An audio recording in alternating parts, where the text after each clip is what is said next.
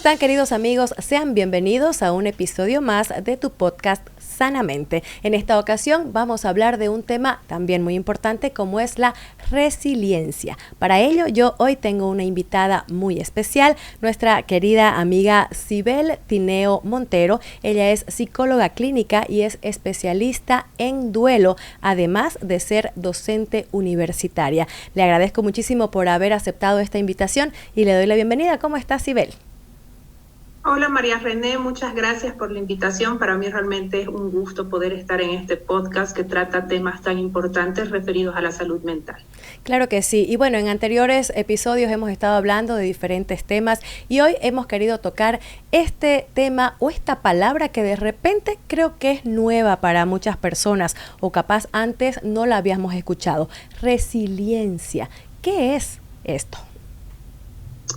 Bueno, a ver, para empezar, la resiliencia es un concepto, como dice, relativamente nuevo para nosotros, ¿no? Pero se refiere a la capacidad que tenemos los seres humanos para sobreponernos a adversidades. Es una capacidad de adaptarnos a los cambios, de saber enfrentar y afrontar situaciones que pueden ser complejas, difíciles, sabiendo que tenemos las herramientas necesarias para poder superar o sortear estas dificultades. Eso vendría a ser la resiliencia. ¿Y por qué es importante que nosotros podamos trabajar en eso?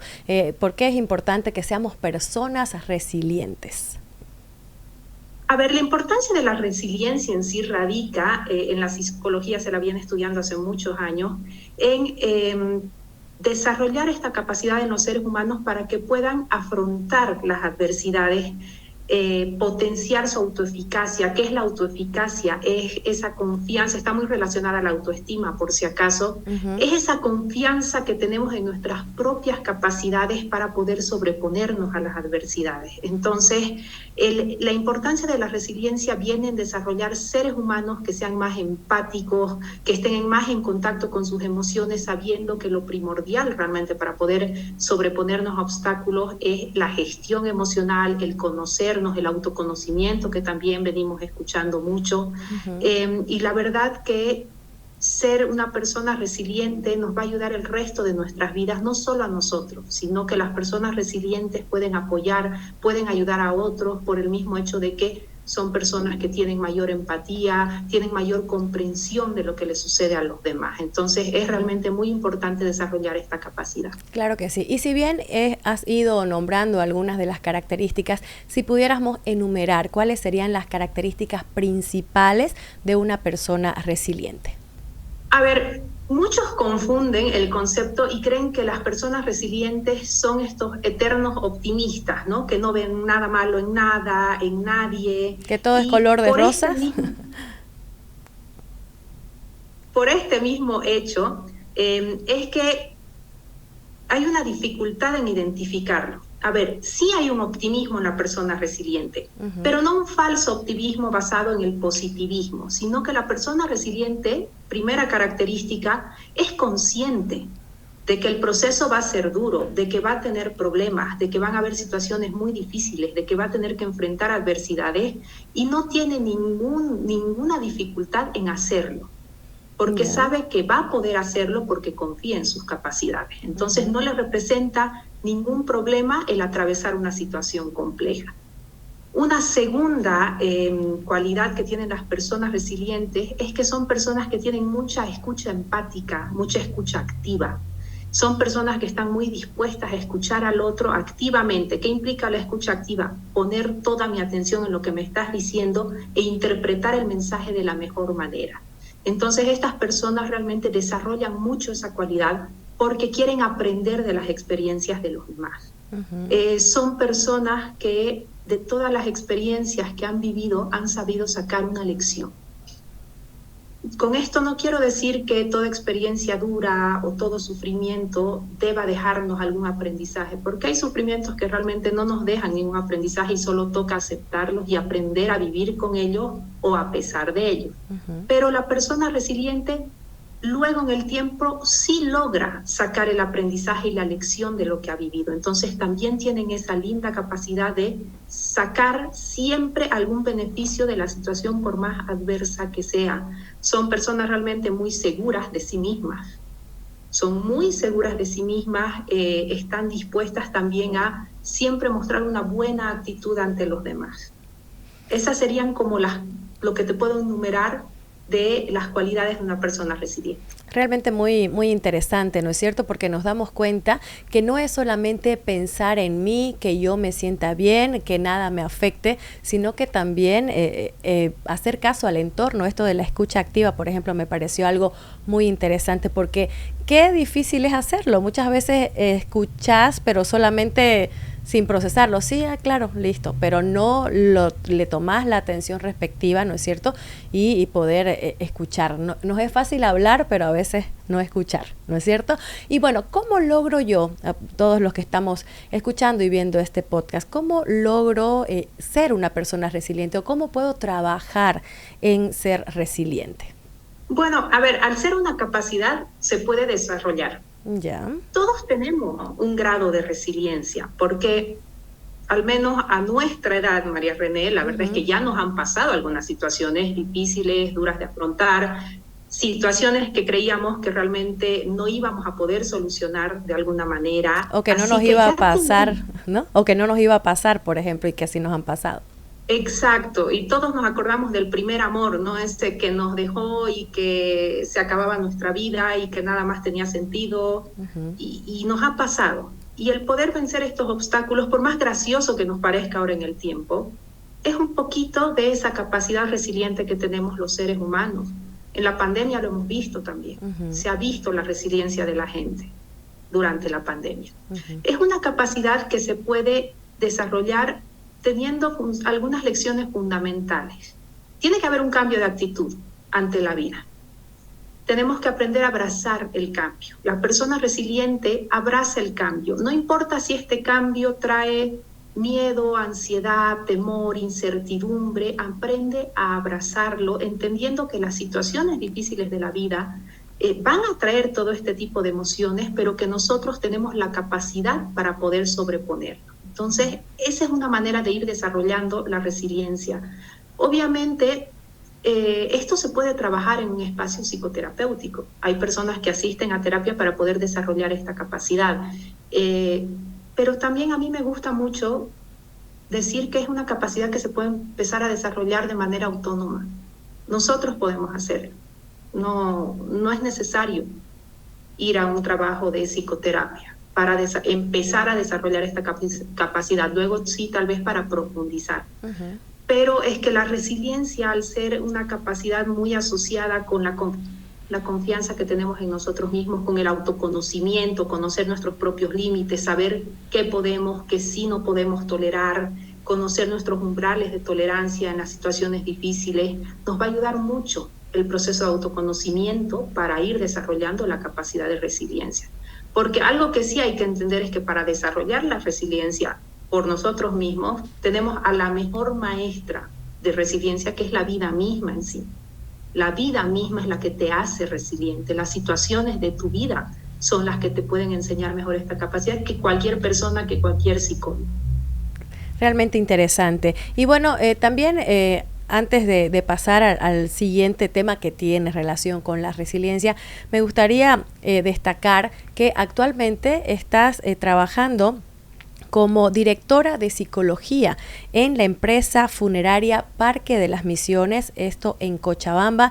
Realmente me llamó mucho la atención porque, si no estoy mal, sería la primera o única empresa en Bolivia que tiene una dirección y que ahí están ustedes brindando un servicio de acompañamiento a las personas que están pasando por un proceso de duelo. Es algo realmente muy interesante y bueno, me gustaría, a propósito de la resiliencia, porque sabemos que esto en cierta forma ayuda, por ejemplo, a un proceso de duelo. ¿Qué sería el duelo? ¿Cómo lo podemos primero definir? Bueno, a ver, trabajo en el Parque de las Memorias, se llama la empresa funeraria. Parque de las Memorias. En Cochabamba. Bueno, Parque de las Memorias, como lo mencionas, empresa funeraria. Entonces, mi trabajo como directora de psicología en ese lugar ha sido básicamente liderar las actividades del gabinete de psicología. Como bien dijiste, somos la primera empresa en Bolivia que tiene este servicio especializado en duelo. Y bueno, el duelo es Es un proceso por el que todos vamos a pasar. Es un proceso duro por el que todos vamos a pasar. Es algo que no podemos evitar. Se habla mucho de diferentes tipos de duelo, ¿no? Está el duelo por la ruptura de una pareja, está el duelo porque cambiaste de lugar de residencia, está el duelo porque perdiste un trabajo. Pero a los psicólogos especialistas en duelo un poquito que nos resuena esto, porque nosotros hablamos del duelo por el fallecimiento de una persona. ¿Y qué tiene de diferente con los otros? Que este es irreversible, que no voy a conseguir otra persona como esa, como puedo conseguir un nuevo trabajo. Entonces, el proceso de duelo es un proceso que todo ser humano va a atravesar y debe ser el proceso más solitario por el que podemos atravesar, porque nadie va a sentir la ausencia de tu ser querido como vos. Entonces, ya para empezar, eso va a acrecentar tu nivel de soledad, esa sensación de soledad que tenemos. Nosotros trabajamos con un grupo de duelo, el primer grupo de duelo que se ha creado en Bolivia de una manera estructurada, realizando diferentes actividades. Aprendemos sobre las etapas del duelo, que van desde la primera etapa del shock, del estupor, cuando recibes la noticia, pasamos por estados de ira, de miedo, de depresión, de tristeza profunda, de negociación. En la etapa del duelo pasamos por una etapa de negociación, como si pudiéramos negociar con la vida lo que nos acaba de suceder, pero el ser humano tiene algo tan hermoso que está conectado con la resiliencia, que es la esperanza. Entonces, en ese nuestro afán de encontrar una salida, una respuesta, algo que nos brinde calma en ese momento, hasta tenemos la osadía de negociar con la vida lo que nos acaba de pasar. Y luego el duelo nos lleva a una etapa final de aceptación. Y lo que hay que entender con el duelo de fallecimiento de una persona es que no se supera, porque yo escucho mucho, vengo a superar mi duelo. Y el duelo te va a acompañar toda la vida, porque la ausencia de esa persona, paradójicamente, te va a acompañar el resto de tu vida, los recuerdos, las memorias que tienes con esa persona. Entonces, más que superar un duelo, de lo que hablamos es de aprender a vivir y a resignificar tu vida, y ahí entra la resiliencia después del fallecimiento de un ser querido, darle un nuevo sentido. Entonces el duelo se relaciona con todo eso, y esa es su relación también con la resiliencia, como me consultabas.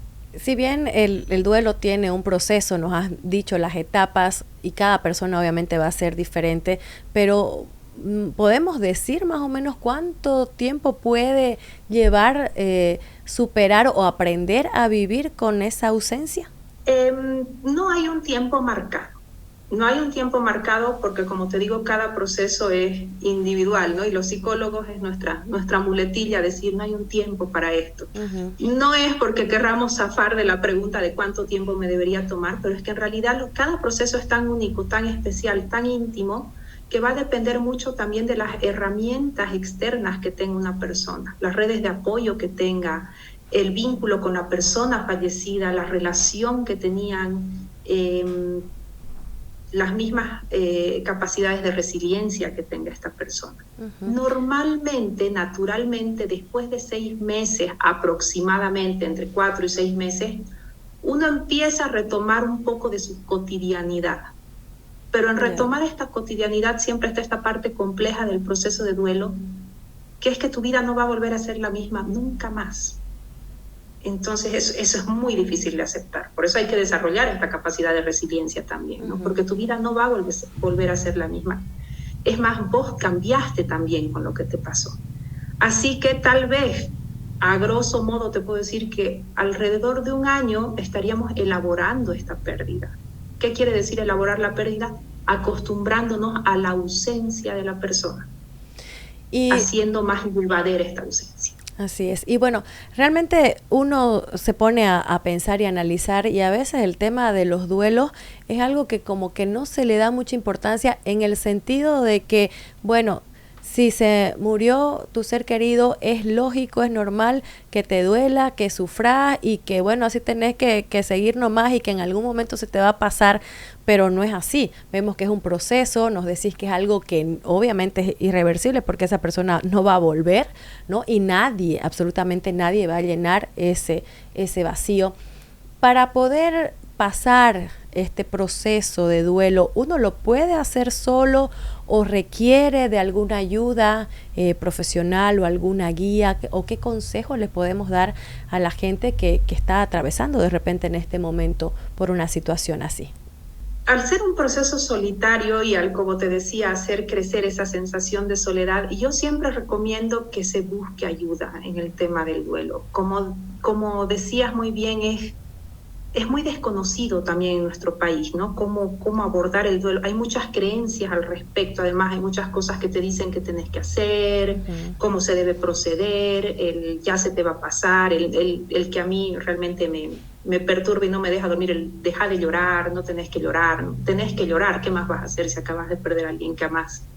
Entonces, la ayuda la podés encontrar en redes de apoyo cercanas, en familiares, en amigos que puedan sostenerte. Pero puede que caigan en esto que te estoy diciendo, de ese desconocimiento realmente del proceso de duelo que involucra dejar que exprese sus emociones el doliente. Entonces ahí sí yo recomiendo que busques una ayuda especializada, porque también seamos francos, cuando fallece una persona y yo estoy atravesando un duelo, por ejemplo, fallece el papá de una familia y son varios hijos, entonces todos esos hijos están procesando la pérdida, no se van a poder apoyar mucho entre ellos, ¿no? Que suele suceder. Y entonces lo mejor en ese caso sería buscar ayuda especializada. Y hay diferentes tipos de ayuda. Está la terapia psicológica especializada en duelo. Por favor, que sea especializada en duelo, es lo único que pido, que busquen un especialista, porque es un proceso totalmente distinto a los otros en temas de psicología. O está los grupos de duelo. Bueno, aquí en Cochabamba tenemos este que es el primero, pero tengo entendido que en otros departamentos hay grupos de duelo que a veces se reúnen, tal vez sin la guía profesional, pero solo con el afán de escuchar al otro que está atravesando por una situación difícil.